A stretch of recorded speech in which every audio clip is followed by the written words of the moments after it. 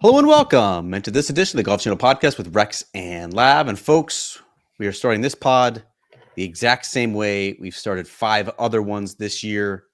Scottie Scheffler is a winner on the PGA Tour, prevailing in a playoff against Tom Kim at the Travelers Championship, where a par on the first extra hole was enough to win in a tournament that was marred briefly, Rex, by some protesters on the 72nd green.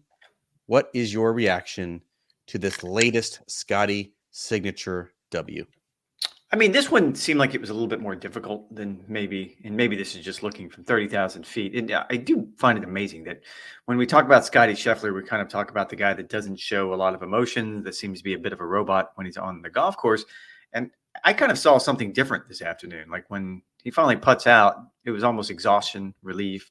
You could tell like this one seemed like it took a toll for some reason, more so than maybe the other ones did. And I'm not quite sure why. Maybe it's just the playoff and the uncertainty of it all, or the situation that he's in after Pinehurst. We talked a lot about that, but there was emotion there, and then it immediately swung. I did like the fact that as soon as his wife and baby Bennett started coming down the hill, he just lit up. So I love the idea that we get to see at least a sliver of emotion when it comes to this. But the performance, like I just kind of went on just to look at his stats for the week, and it's everything you would expect. He's top 5 in everything.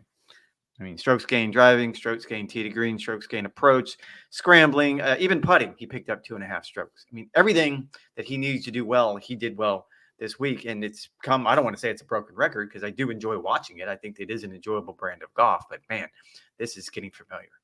I think there's something to be said for the exhaustion level. This was the third week in a row. The two prior weeks were incredibly physically demanding golf courses, whether it's Muirfield Village and Scottie Scheffler won that golf tournament, 8 under par, a very hard-earned victory in another signature event.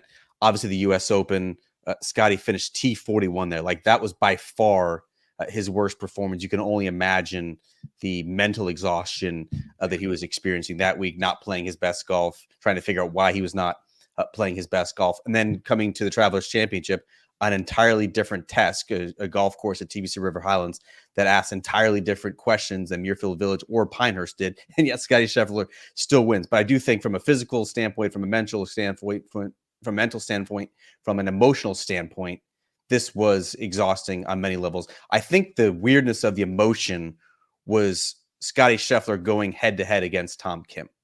And Scottie just turned 28. Tom Kim just turned 22. They have not been shy in their admiration and respect for one another. Scottie and his entire family, his parents as well, have really taken Tom Kim under their wings, tried to show him the ropes. The tour can be a very lonely place, especially for a player like Tom Kim, who besides Akshay Bhatia, another 22-year-old, is not really filled with players who are at their lot in life that Tom Kim currently is. And Scottie talked afterward about the conflicting emotions of wanting to do well. He's in the midst of this historic season on the PGA Tour. He's as competitive of a person as they come. And yet he felt at least somewhat conflicted doing so sort of at the expense of a player who he is spending a lot of time with, both at home at Dallas and on the PGA Tour where he's playing practice. So I think that was sort of the difference of emotions, but I don't think it's any less satisfying for Scottie Scheffler to get his 6th victory of the season. Were you surprised the playoff played out the way it did? I mean, Tom Kim looked like he was on cruise control. I think he'd he'd hit driver on the first playoff hole, and Scottie had hit 3-wood, but there was a 50-yard difference between the two. And it just seems to me, I don't know if he misjudged the wind. I think at the time, Trevor Immelman on the broadcast said the wind died as soon as he hit the shot. But it was a really bad shot. Like that was a really, really bad shot with a lob wedge from 111, basically hitting like high toey shot that plugged in a bunker. Like the tournament was over at that point. To your first question, like I never thought at any point on Sunday that Scottie Scheffler was not going to win this golf tournament. It did not matter who was beginning to factor in the proceedings. It was Xander Schauffele early, and then he sort of faded. It was Tony Finau, and then he hit it in the water late on the par 3. Patrick Cantlay was making a run. Akshay made his run. Tom Hoge got in the house early with a 62. Sung Jae at least posted 20 under par. Tom Kim playing in the final group with him, like was sort of matching him shot for shot. But at no point did you actually think that Scottie Scheffler was going to lose this golf tournament. And I think that's where it's different from some of the more dominant players that we've seen, let's call it over the past decade or so. they have all had some sort of flaw where, Rory, like a wedge is going to pop up and bite him. Jordan could literally do anything back in his heyday from 2015, 2016, 2017, where like you just knew that he was sort of dancing on a razor's edge. Justin Thomas was and is a very streaky putter. John Rahm is prone to emotional outbursts. DJ could probably have some sort of boneheaded decision that was going to lose him the golf tournament. What's Scottie Scheffler's like fatal flaw? Like he's so predictable, and I've said this phrase so many times in this podcast, like he has such a predictable range of outcomes where he's not going to blow up. He's not going to hit it in the water. He's going to play the smart, conservative shot. He's most likely not going to three-putt from some range that he shouldn't. He's not going to just all of a sudden start missing big with any of his irons. Like he does not have the big miss in him. He's the best iron player, and he is hitting it closest to the center of the fairway. So like he's the straightest driver of the golf ball, particularly his length. He's the best iron player. Like what is his flaw going to be? That's why you have Sundays like this where it feels like he's never going to lose. I mean, the easiest answer to that is to get arrested in one of the most bizarre scenes we've ever seen in the major championship. But it may still be too soon for him because I don't think he's still Detective Brian Gillis and Just Stop Oil protesters are the only thing that could potentially stop him.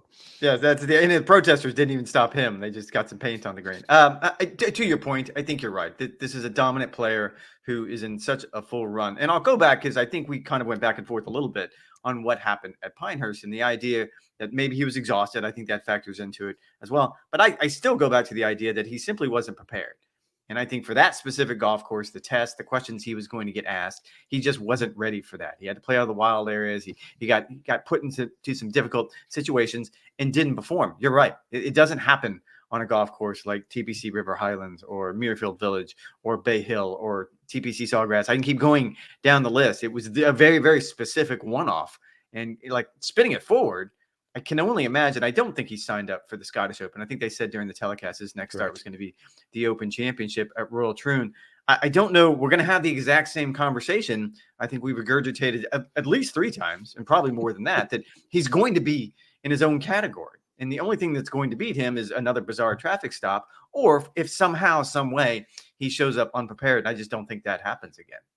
I want to amend my previous statement. Detective Brian Gillis, Just Stop Oil protesters, although they were not successful in this circumstance, and Donald Ross golf courses, which is what Pinehurst was and has been restored since by Corin Crenshaw. And this is not an indictment of, I think, PGA Tour courses. Like this is kind of what they've established over the past couple of decades. But like that golf course, I'm talking about Pinehurst number 2, asked such interesting questions of players that they don't get asked the other 51 weeks a year. You had Scottie Scheffler even admitted, a little bit of hesitancy on the tee boxes, not wanting to play from those native sandy areas. There was so much mystery, the randomness that you would find in some of the lies. And I know Brandel Champlain talked about it with Scottie Scheffler, with Bryson DeChambeau coming down the stretch on that Sunday, like some of the fortuitous breaks that he was getting in what could be very penal wiregrass. The number of shots that we saw repelled from the greens that you think were, if not average shots, maybe even above average shots that would wind up in very dastardly places. The sort of creativity and imagination that the players would have to show on and around the greens. Like they don't face that week in and week out on the PGA Tour. That's not to take away anything from what Scottie Scheffler has done this year. TPC Sawgrass, Augusta National, Bay Hill, Muirfield Village, TPC River Highlands, Harbor Town, like those are all, if not the most challenging, at least in the top tier. Like those are 4 signature events, a major, and the tournament that's widely considered a 5th major in golf. Like those are the best tests that they face on the PGA Tour. But I do think it's worth considering that the PGA Tour, if it wants to expand its product, if it wants to, I think, make for more interesting viewing, it's to find better golf courses that better test some of the players than what we're seeing sort of year in and year out at a Travelers Championship, particularly if it's going to be a signature event. Like exactly what you're going to get. The winning score is going to be 17 to 24 under par. It's going to be soft. It's going to be short. Guys are going to be hitting driver flip wedges into 18 as Tony Finau did on Sunday. To me, that's not always going to identify the best golfer. It tends to be more often than not a little bit of a putting contest. I looked up the toughest golf courses on the PGA Tour this year. So Pinehurst is number one, but right behind it's Augusta National, and Muirfield Village. Quail Hollow is fifth. Keep going down the list, and Torrey's then got to be up there always. Torrey and Bay Hill. So those are all places he had success on. I see what you're saying about Pinehurst, and I'm with you. I think Pinehurst is such a distinct and wonderful test. That's the reason why it's going to be the venue that we go back to every 10 years. It's the one we're always going to look forward to. It's for all the reasons we talked about during that championship. I don't know that the case study is big enough. I'm sitting here trying to think off the top of my head how many Don Ross courses there are in the PGA Tour that they play on the PGA Tour. I think Sedgefield is one, which would be, I don't know how often. He's always going to skip that one. It's the week before the FedEx Cup playoff opener. I think more Plainfield for the playoff event. That was probably one of them. I don't know what his record is there. And I agree with you 100%. I mean, we had this conversation when they rolled the golf ball back. And I have argued that, yes, there's probably something that needed to be done equipment-wise, but you can also do something architecture-wise, because one of the most difficult and one of the most intriguing, one of the most entertaining holes on the PGA Tour all year long is the 10th hole at Riviera. And it's a 340-something yard par 4 that just gets inside players' heads and forces them to make decisions that they don't want to make. I think that's what Pinehurst did. Like all day long for 18 holes, you're forced to make decisions that you simply don't want to make. And that was kind of a blind spot for Scottie at that moment in time. I think some other stuff probably factored into it as well. I think getting over what happened at Valhalla, I think having the baby, all the things we talked about before. But yeah, Pinehurst as a test was clearly something he wasn't ready for. Like, what are you going to remember from this 3-week stretch? Are you going to remember Scottie's taut victory at Muirfield Village? Are you going to remember his narrow playoff victory over Tom Kim at the Travelers Championship? Or are you going to remember the fact that Scottie looked a little bit bewildered and befuddled, shooting 4 consecutive rounds over par at the U.S. Open when he came in as the prohibitive favorite? What sort of singular event among that 3-week stretch are you going to remember most at the end of the year? I'm going to remember Bryson DeChambeau winning the U.S. Open at Pinehurst. I'm talking specifically, literally and figuratively. I'm talking specifically about Scottie Scheffler of that 3-week stretch. What are you going to remember most? For me, it's going to be remembering his no-show at the U.S. Open when I thought that was a golf course that was tailor-made for him. And everyone said it was going to be a perfect golf course for him. Even people that weren't inside his camp recognized that golf course as a ball striker's golf course. This should be Scottie by a million miles. You're right. That's the one that stands out, which is kind of weird because it's sandwiched between 2 pretty impressive victories at signature events. But no, you're right on that one. But to be fair to Bryson, I'm going to remember Bryson running around. And to a lesser degree, Johnson Wagner being a really good second shot golfer. I mean, and this is not to discount, again, what Scottie Scheffler is doing. I still don't think that the general public is completely grasping what we're witnessing here in terms of Scottie Scheffler's dominance. Like the first player since Arnold Palmer in 1962 to win 6 times on the PGA Tour before July 1st. He's the first player since Tiger Woods to even win 6 times in a season. You know, all we've heard is that this crop of tour players is stronger and deeper than ever before, and that it's so hard to separate in today's era because of equipment advances that have sort of leveled the playing field.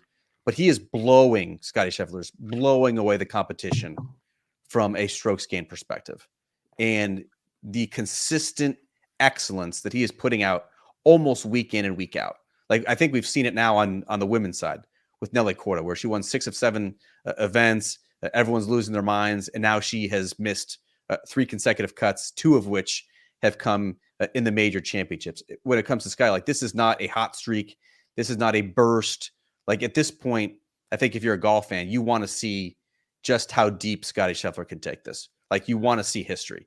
You want to see him improve on his career record at the Open Championship. You want to see him win a gold medal at the Olympics. You want to see him rip off 2 wins and 3 starts in the FedEx Cup playoffs and finally get, for the first time, a FedEx Cup title. And we're at that point in the season where anything other than like another win or 2 is going to feel like a disappointment for Sky. Like, we want to see those Tiger-esque peak Tiger years of 2000, 02, 06, 07, when Tiger's at his absolute best, 09, like at his absolute best. That's what you want to see. And that's going to require 7, 8, 9 wins against this deep crop of players. I was having a conversation with a friend of mine today about this, and I have come to the conclusion, and I've kind of bounced back and forth on the idea that golf is at its best when you have a dominant player. And that was easy when Tiger Woods was the dominant player, and he did it for more than 2 decades. And it's because within that dominant player, you also had the variances of some people loved him and some people didn't love him. So you had everything built into one person. You had what made fandom so special, which makes sports so enjoyable, because you need to have sort of that dichotomy. With Scottie Scheffler, we have that dominant player. There's no two ways around it. I think the facts are on the ground. They're in the stats. You pointed out the one that stood out to me. They said it on the telecast was he has earned, and I never go back to FedEx Cup points, especially at this point in the season, but he's earned more FedEx Cup points than number 2 and number 3 on the list combined. And I believe that's Xander and Roy McIlroy. And he's still just going to get a 2-shot head start. Hey, at that's least the not Tour going to feel great. Championship. That's really that's not going to feel great. The difference with Scottie is he's not polarizing in not even iota, not even the least. I mean, I can go down the list of other players if he was in this position. If Rory was in this position and doing these things, Rory has become, over the last 2 and 3 years, very, very polarizing. Like, it would be very, very entertaining. Xander, to maybe a certain degree, would be a little polarizing, just because you have sort of that internal camp of Xander and Patrick Cantlay being friends, and it seems like Rory and Tiger on the other side. You can keep going down the list. If it was Bryson playing on the PGA Tour right now, I think he'd be just as polarizing. Scottie's just not. He's enjoyable to watch. Again, I really like the brand of golf, but I'm praying for the chaos at the U.S. Open at Pinehurst for him to win, because I want to watch greatness and it's enjoyable. But also, you want the subtext of being like, we're going to end up getting the Royal Troon, and the only thing that's going to separate Scottie Scheffler from the single season Grand Slam is a detective named Brian Gillis. Is that really what we're going to do? Like that's just shocking to me. So it's fun to watch. It's amazing when you start laying out the stats. When you look at what he's done this season, and we thought last year it was an impressive season, strokes gained total, strokes gained balls tee to green. This year's going to be even better if he continues at this clip.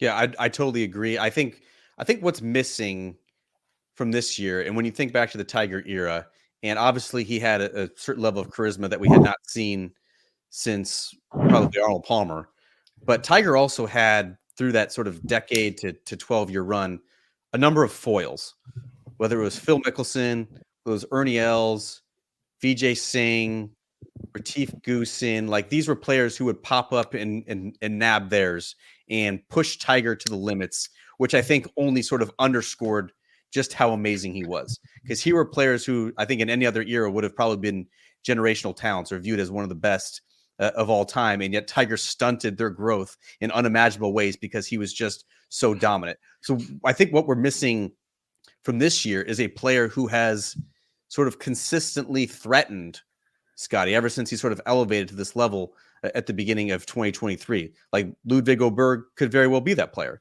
yet he just has one victory on the PGA Tour. Wyndham Clark looked like he might be that player. Had things gone a little bit differently at the Players Championship, like, you're looking at a player who had knocked off a major, a couple signature wins as well. Instead, he's sort of fallen flat. It feels Xander like it's going to be Xander. Xander Xander Schauffele feels like he could be that player, consistently excellent, but he just picked off his first major championship as well. That's his lone victory in 2024. Is it Rory? He's 35 years old. Obviously, the scar tissue is just mounting in the major championships, as well as we saw at Pinehurst. That, to me, is what's been lacking over these past 2 years. And the bummer, Rex, the disappointment, is that I think a lot of people, myself included, thought Jon Rahm could be that guy.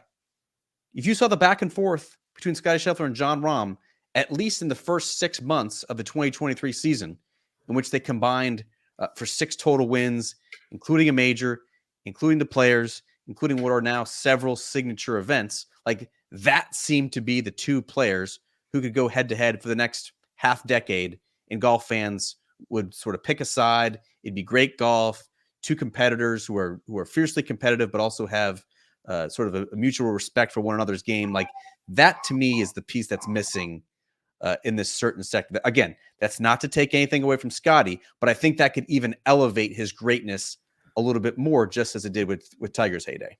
Well, and I think I've said this before, but I always felt like golf was at its best when during Tiger Woods' era, when he was in his prime. Golf was at its best when Phil Mickelson was at his best, for the points you just pointed out. Because when Phil Mickelson was at his best, not only did you have someone pushing Tiger, and clearly they didn't like each other, they had history there. Like, it was fun. There was beef involved there, even if they didn't really address it publicly. The other half of it is you had sort of the fandom with a very, very fine line between either you're a Tiger guy or you were a Phil guy.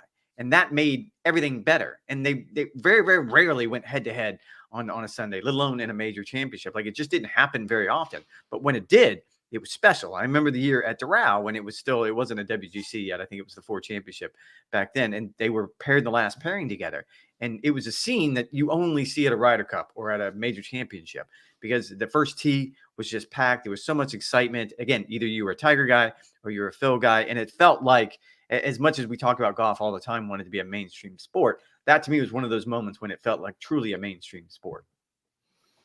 Rex, the Travelers Championship was the last signature event on the PGA Tour schedule. Now that we have a large enough sample size in 2024, they were renamed. What were they last year? What were they? Elevated events. That's right. Events. I'm sure there'll be a different title for them in Designated, 2025. Maybe. What is your take on them? Was it do you think it was a home run? Was it a stand-up double? Was it a sort of a weak pop-up single that falls? Or was it just a little dribbler to the pitcher that was easily handled? We're going to continue with that metaphor. I'll go with a can of corn. Maybe is that the way you want to do? Just continue with the twisted baseball metaphors. Going back and looking, and I remember us having this conversation early in the season, because the first 2 winners were at the Century, it was Chris Kirk, and then at Pebble Beach, it was Wyndham Clark. And I think both of us felt underwhelmed. Well, I don't want to put words in your mouth, but I think the feeling was, we wanted better. We wanted the stars. And then slowly they sort of surfaced. Again, Scottie won 4 of them. So it's kind of hard to differentiate between Scottie's dominant year and what the signature events did. I will say that what the tour tried to accomplish here is getting the top players together more often, playing on these classic venues.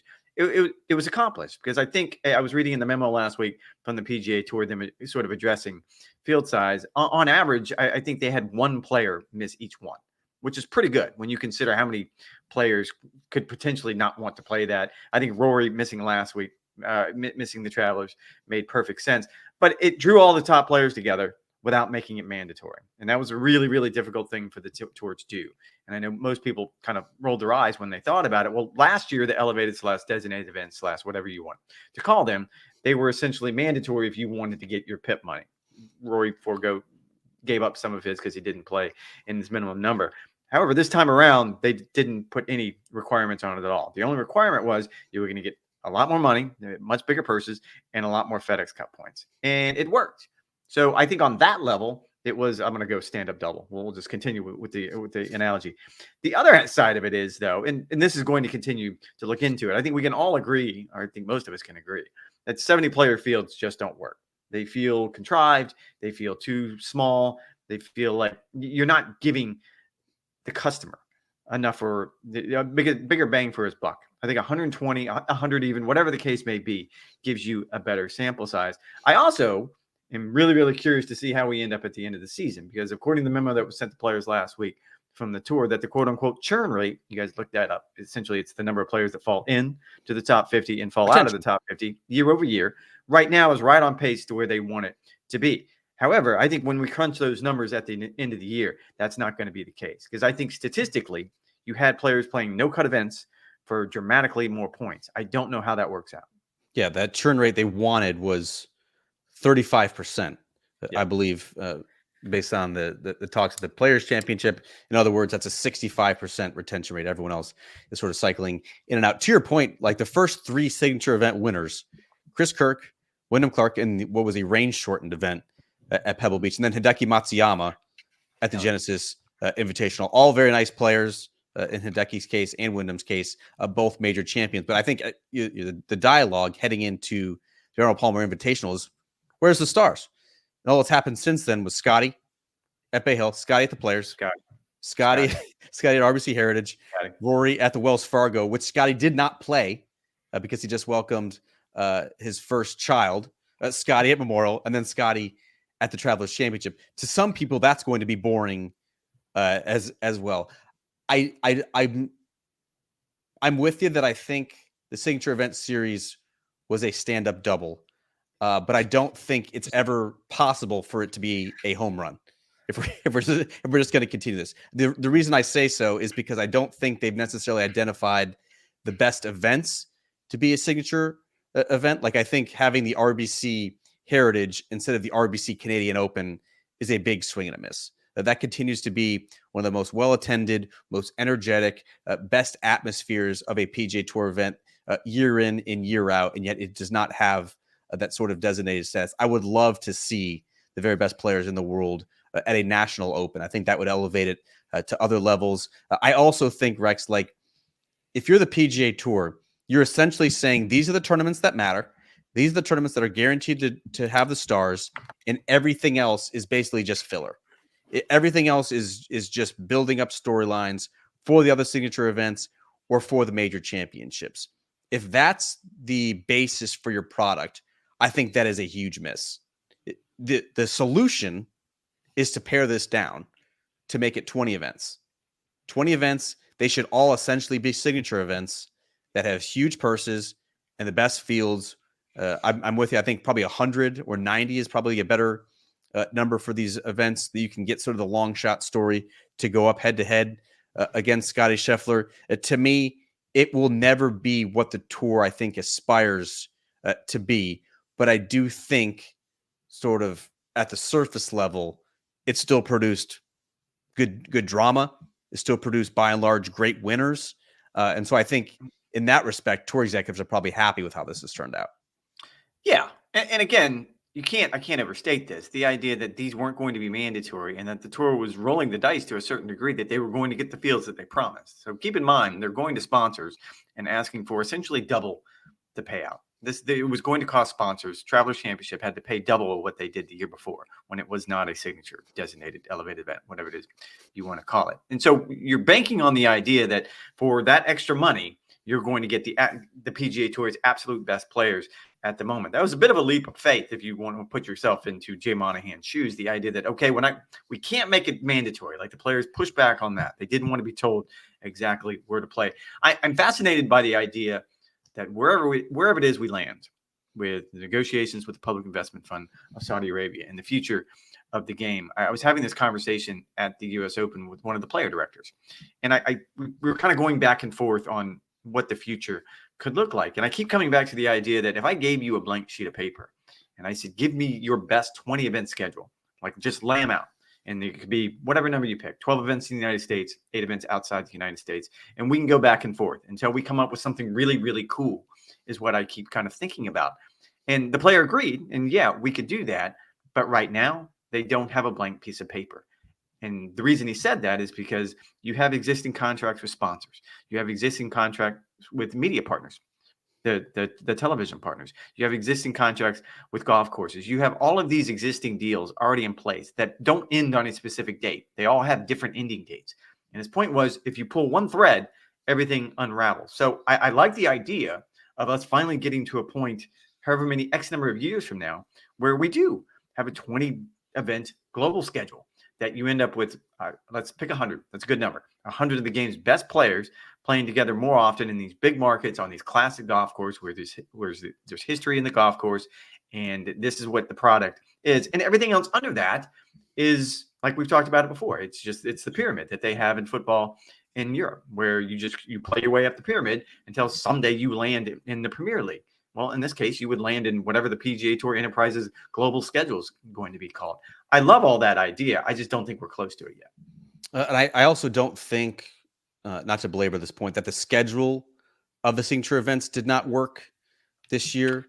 Like there was certainly not the last 3 events. The last 3 events were the worst part of it. Yeah, but like there's this big kickoff event at Kapalua. I've been on record saying I think that should make that more into like a Pro Bowl type kickoff event as opposed to like trying to make this into a big signature event that's very important. Then you disappear essentially for 3 weeks during the heart of the NFL season. So whatever momentum you just built up with the kickoff event in Hawaii essentially disappears until you pop up again at Pebble Beach and one of the most recognizable venues in the world of golf. Then at that point you have a Pebble Beach, then you have Phoenix, which is always well attended, by the top players because they love the atmosphere there. And then you have Tiger Woods' event, Genesis Invitational, at one of the best golf courses, if not the best golf course in the entire PGA Tour schedule, in that sort of 3 in a row. Then you go to Florida after a couple of weeks that, again, the PGA Tour is essentially telling you do not matter as much as the signature events. Then you have back-to-back Bay Hill and the Players Championship. And then at a time where you just built all this momentum through the spring, this is the entire run-up to the Masters, you disappear for 3 weeks until the year's first major. Again, that is a miss. I don't like the fact that RBC Heritage, the week after the Masters, is a signature event. I did not like the fact that the Wells Fargo Championship, the week ahead of the PGA Championship, was a signature event. I certainly, Rex, did not like what we had in this 3-week stretch that just wrapped up with the Memorial Tournament, one of the most grueling tests of the year, leading into what is golf's toughest test, and then the Travelers Championship. I'm still not sold on it as a signature event on the back end. That obviously didn't work. Jack's Place will not be doing that next year. They're going back to its traditional date, the week of the Memorial. So there will be a space, a week in between the Memorial and the U.S. Open. That clearly did not work for Jack Nicklaus as well. I do think that could use some reimagining next year to have a more consistent cadence to it, where big event, full field event, big event, full field event. Like, that's what they should be trying to be leaning towards, as opposed to cramming them into certain times of the year just to squeeze them in before it gets too FedEx Cup heavy. Well, you're also forgetting, like, the cadence of this schedule was by design. Like, they had to jump through some hoops to get it to where it is right now. They wanted specifically to have, all right, 2 big events, let's say a designated event and a major, followed by 2 or 3 full field events, and then keep that cadence going. The idea being that that's when the Aeon swing 10 next 5. Yeah, exactly. And that's what that was supposed to accomplish. So now you clearly don't like it. I don't know that they're going away from that. I mean, I still think that's probably in the formula. What if I had to point to one thing, it's the one you just pointed out. It's Memorial US Open Travelers. It was just bad. Like we talked the first 5 minutes about, you could see it on Scottie Scheffler's face. He was exhausted, and there was some other stuff that factored in there. But you also need to take into account that they played a lot of golf in a really, really small window. And I think everyone's going to disappear now for 2 weeks, or at least 2 weeks, before they end up going to Scotland for the Scottish Open and the Open Championship. And I do want to go on the record, because this continues to come up, speaking of going on the record, that you and I don't agree on everything. As a matter of fact, I think more times than not, we disagree. That's kind of the whole point of us being on the podcast. But we do like each other. And so I think it's important to point out that everyone who always comments that we don't like each other, that's not entirely true. We spend time together away from work. We play golf together. We'll go have dinner. We'll go have drinks. So I don't know what it is that makes people think that we don't like each other, but I can't speak for you, but I do like you. Yeah, we're on text chains with Russ. That is very active, if not my most active text chain I have. We call each other not all that often, but we do talk to each other outside of this 35-minute podcast. Complain, but yes. Yes. Yeah, we're typically kvetching about something as opposed to checking up and seeing how each other's family is doing. But yes, please stop saying this in the comments. It is entirely not true. And if Rex and I give off that vibe, I believe we're playing our oppositional characters to a T. If that's the takeaway that people are going with here. You have the sausage finger. Please go ahead. I do. And then finally, I wanted to touch on, I noticed you still have the ugly headphones on. Is there an update on the earbuds? And is Marriott on the hook for a new pair of earbuds? They're not. Unfortunately, I have to wave the white flag in this instance. I did receive a message, two messages from Marriott. One from a fellow named Tony J, who was with the Marriott customer care team, who basically said, "Shrug. I cannot help you. This is a third-party venue. Whatever nefarious thing happened in room 128, that Spring Hill Suites in Pinehurst, whatever happened in that room, we are not liable for. We are not responsible for. We will not send you those back for free," as I was asking. And so, yeah, I don't have a choice. I looked up to see how much AirPods currently cost. Like the next gen, it's like $150 to $200. So for $37, it does seem economically more feasible for me to go out and just bring them back myself. I think the big question, Rex, is whether I can expense this reclaiming, this this collecting of what was stolen from me? Like, do you think I could run that through the Concur system with a little bit of note saying this was stolen out of room 128? Yes, of course. Oh, We have to have earbuds to do our job. Like I lost mine, I think last year, and I just ordered a new pair. It's not that difficult. say no more. Thank you, Yeah. Concur. Thank you, NBC, Universal. Thank you for also buttoning up another talking point. I had the privilege and opportunity, Rex, to test out a driver that you did not have. We'll be touching on your trip to the Traverse Championship, in which you were sent a little bit of a wild goose chase. But on Thursday, I was testing out the new GT driver from Titleist. Thank you to my friends at Titleist, specifically Tina, for hooking us up here.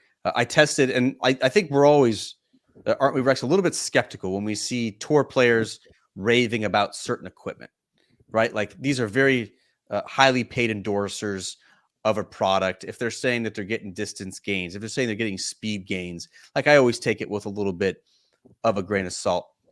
Not so for me.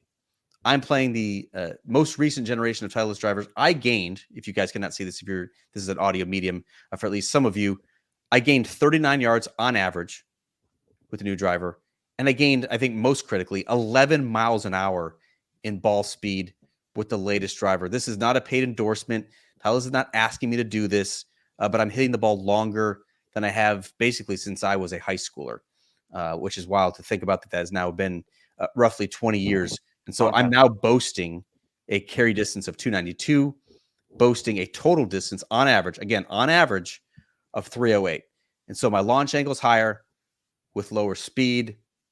I'm excited to play golf again. What do you think, Rex, when you finally get tested? What sort of numbers do you think you're capable of producing? This is the height of television, isn't it? It is. The graphic that I'm holding up is my phone to the thing. I had to do that. We're so poor and we're so technologically strapped that we can't figure out how to put a graphic ourselves. So we've just been reduced to screenshots at this point. Yeah. No, that's impressive. I was very dubious. I didn't believe you for a moment. I didn't like you. So you can put that in the comments, because I don't believe for a moment that someone can pick up 39 yards. And so I did reach out to Tina. Tina, thank you so much.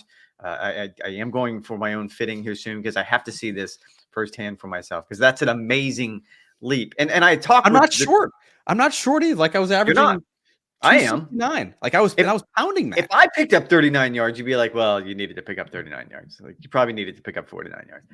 But that you're not in that category. Yeah, keep going up. You're not in that category. That's the part that shocked me. Like, I just don't know it. I will say that I talked with some players and some reps last week at the Travelers Championship, and the players started to get fit into this new driver starting at Memorial. And as a rule, players will not switch to a new driver before a major championship. Like, that's just not something they would do. And it was pretty shocking, the number of guys that made the switch, because they saw very, very, not 39 yards, but relative to how far they hit it, they saw some gains as well and wanted to go with them. So kudos to you guys. Please, Tina, work me in. Please, please, please.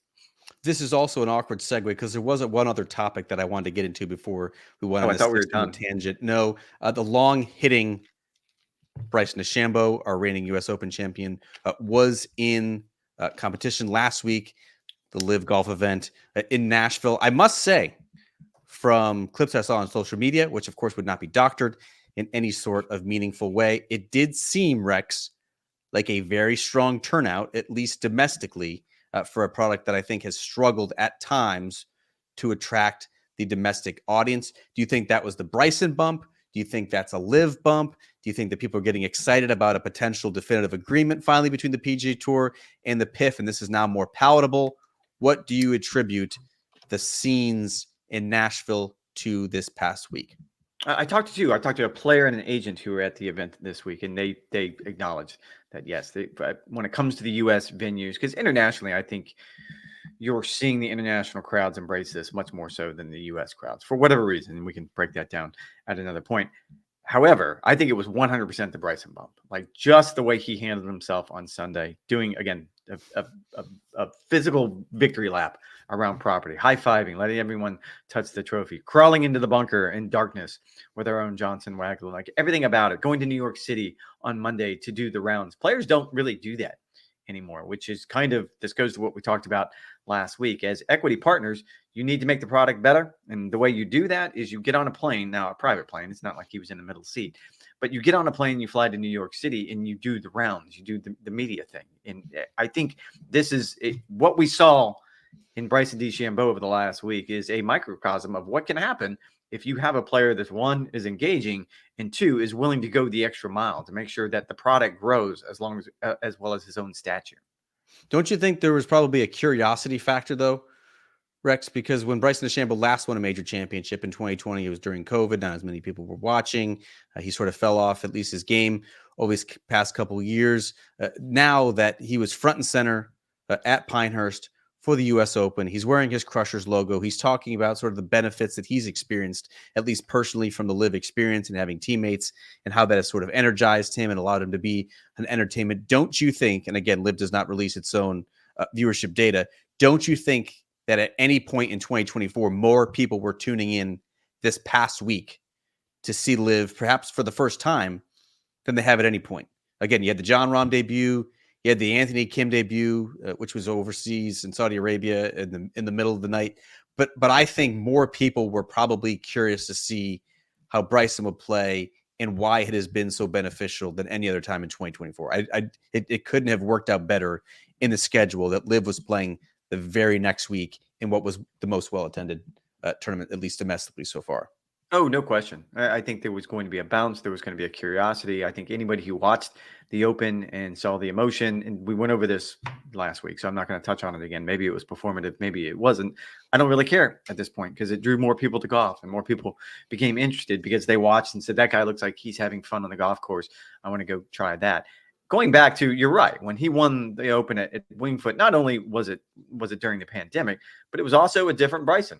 Like, we've gone over this, the idea that he's matured, he's gotten older, he's more comfortable in his skin, and he's much more willing to put himself out there like he did on Sunday night at Pinehurst and on into Monday in New York City to become a celebrity. And he embraces that. And that, like, look, for all the reasons that we respect and like Scottie Scheffler, and there are a monsoon of reasons to like and respect Scottie Scheffler, that's not really in his DNA. I would never expect him to do something like that. But the opposite side is when someone is around that does want to embrace the limelight, that does like being in crowds and having this picture taken, it's only going to give a bounce to whichever tour they happen to be playing on. And I don't think you needed to look too far last week with everything that was going on at the Travelers Championship and all the different layers. The idea that you had a signature event going on in Connecticut, and then you had Bryson DeChambeau playing in a live event in Nashville. And I think it's fair to say that the attention of most golf fans was squarely split between those two things. Yeah, and I think it's fair to say that live golf has been great for Bryson DeChambeau, leaning into that sort of aspect. I think the jury is still out on whether it will prove to be a great thing for Jon Rahm, who did play this past week in Nashville after withdrawing midway through the Live Houston event, and then of course did not tee it up at the U.S. Open because of that infection in his left foot. Jon Rahm did tie for third. Again, he has finished in the top 10 in every live event this year, but does not have a win. Just some housekeeping. Terrell Hatton did win the golf tournament. Dominating performance. 6-shot victory. Terrell Hatton's first win. I was surprised to see this in 3.5 years. Live is off for a couple weeks before they play Valderrama the week before the Open Championship. That's going to do it for this edition of the Golf Channel Podcast with Rex and Lav.